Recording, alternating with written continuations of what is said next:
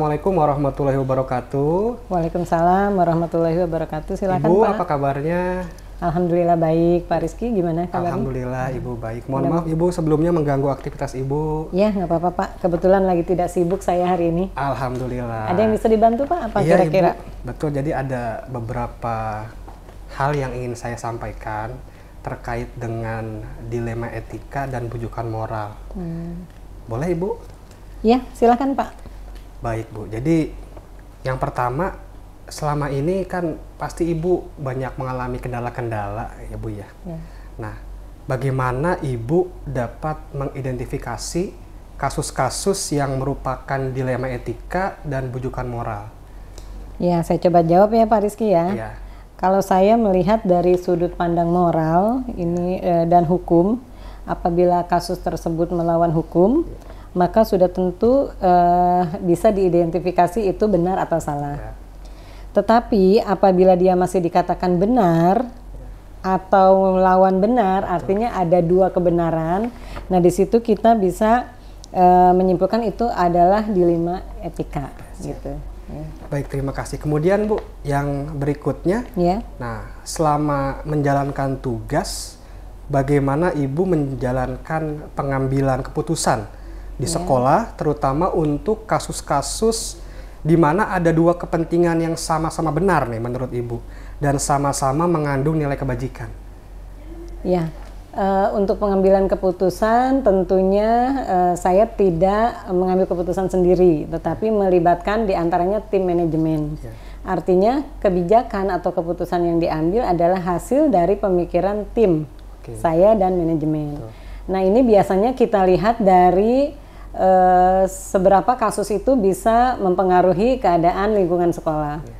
Kemudian kita lihat secara prioritas, kemudian dampak negatif dan positifnya, dan kemudian kebermanfaatan bagi lingkungan sekolah. Oke. Gitu ya. Nah, untuk menjalankan semua itu kira-kira langkah-langkah atau prosedur seperti apa yang biasa Ibu lakukan selama ini? Biasanya sih setelah terutama ada atau tidak ada kasus ya, itu biasanya kita melakukan yang pertama adalah mengidentifikasi masalah atau kasus yang ada. Kemudian kita menentukan masalahnya ringan, sedang atau berat. Yeah. Kemudian kira-kira dari kasus ini siapa saja yang terlibat. Kemudian bagaimana cara pemecahan masalahnya. Tentunya di sini kita tetap melibatkan warga sekolah, dimintai masukannya harus melaksanakan problem solving atau pemecahan masalah yang seperti apa. Baik. Kemudian Bu, hal-hal apa saja yang selama ini Ibu anggap efektif dalam pengambilan keputusan terutama pada kasus-kasus dilema etika? Untuk yang efektif itu kan berarti bisa efisien secara waktu ya, waktu kemudian tenaga, pemikiran gitu. Jadi sebelumnya adalah kita melakukan analisis daya dukung dulu, daya dukung sekolah baik secara sarana prasarana maupun SDM. Kemudian kita tentukan skala prioritas. Jadi biar efektif tidak terlalu banyak yang dipikirkan, yang prioritas mana gitu kan.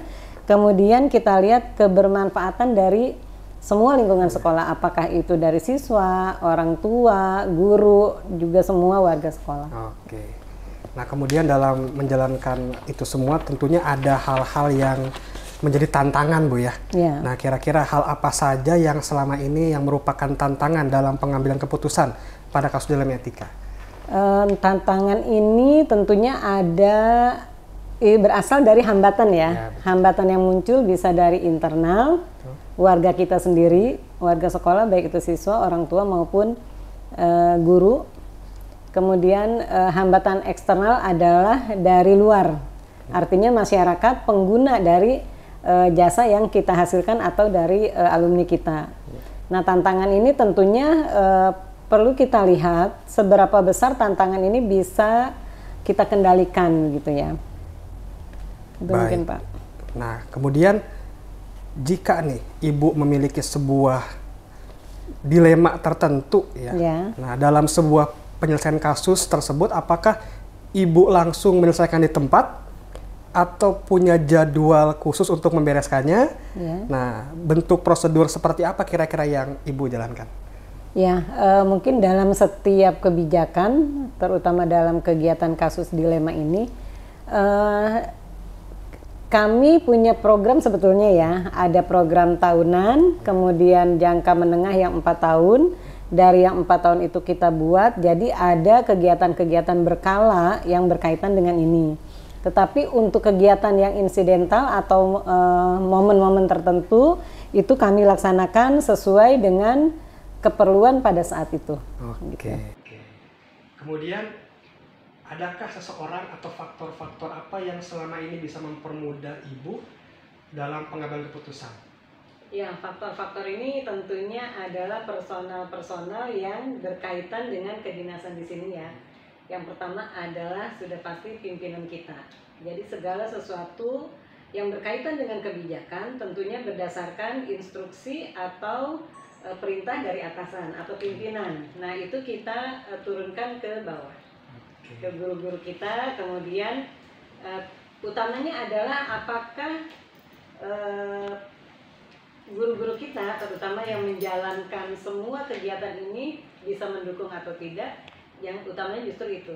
Jadi kalau kayak mesin mah, guru-guru adalah mesinnya. Oke, terima kasih Bu. Ya, Pak. Dan satu lagi Bu, nah dari semua hal yang telah disampaikan, kira-kira refleksinya, pembelajaran apa yang bisa kita petik Bu bersama dari pengalaman Ibu dalam mengambil keputusan, terutama yang berkaitan dengan dilema etika ini Bu? Ya, dalam pengambilan keputusan bukan hanya di dilema etika ya, tetapi mungkin dalam setiap kebijakan itu tentunya ada yang pro dan kontra. Nah, itu sudah pasti bisa kita prediksi. Sebelum kita menggulirkan kebijakan, tentunya kebijakan ini bukan keputusan pribadi kepala sekolah ya, tetapi adalah tim manajemen juga berdasarkan masukan-masukan dari warga sekolah.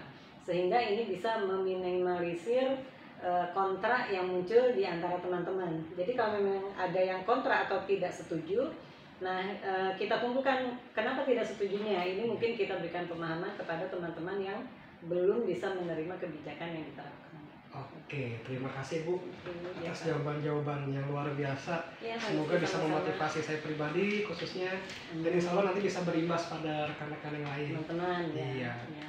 Mohon maaf mengganggu waktunya Bu, sekali lagi ya, terima kasih atas wawancaranya ya. Wassalamualaikum warahmatullahi wabarakatuh. Waalaikumsalam warahmatullahi wabarakatuh. Selamat pagi Bu Maria. Selamat pagi Pak Rizky. Iya, gimana kabarnya Bu? Baik. Maaf pengganggu nih Bu.